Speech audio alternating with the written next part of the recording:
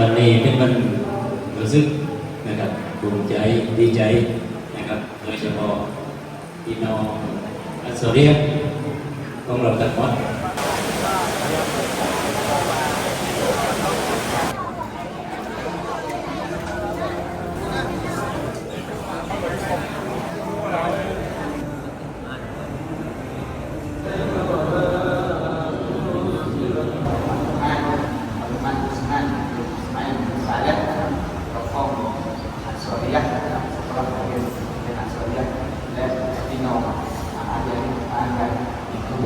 แต่เราพวกนี้การเจอการที่ก็ไม่ดีเนาะสำหรับพวกเนาะในการเดินทางไม่ได้ประสานงานเรียกเราทุกคนเนาะขอที่เขาในการทุกคนในห้องนี้และการทุกคนในห้องนี้ด้วยเนาะทุกคนในห้องนี้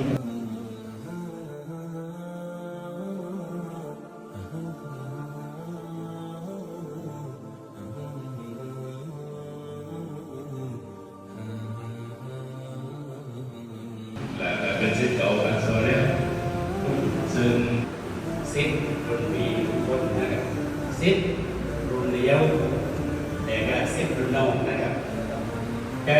วันนี้นะครับมาแสดงความรู้สึกกันตอนแรกนะครับที่มีเกียรติทุกท่านโดยเฉพาะวันนี้นะครับผมถือว่าแย่มากคือก็ชูโอโตอีกว่าเราชุบานกะลาเข้ามาในตัวนี้นี้มีเต็มที่อยู่แล้วทางที่สร้างทางที่เสียยากเลยแต่ก็บอกได้เลยกับตัวนี้นะเราเต็มที่อยู่แล้วขนาดวันนี้ยังติดงานอยู่ถ้ามาจะมีก่อนครับวันนี้ก็ที่แล้วผมก็การรับเราวันนี้ก็เป็น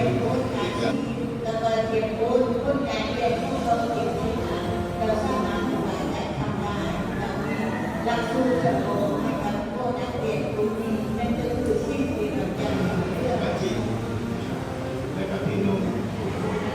นะครับที่มารวมกิจกรรมนี้ที่ผู้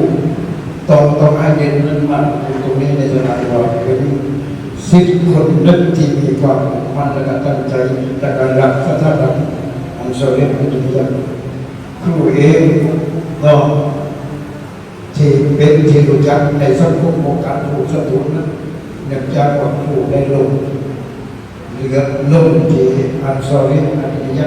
เมื่อวันที่25 กรกฎาคม 2522ตั้งแต่ปี17 18 19 20 21 22จึงได้ทะเบียนมาเปลี่ยนจากอาเดียนอิสลามียะมาเป็นอันซอรียะอัดดีนียะอัลลอฮุอักบัร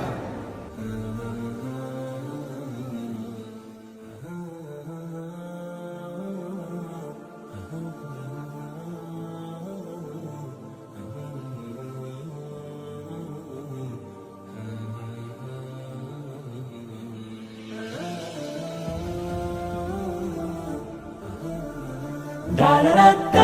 da da da da da da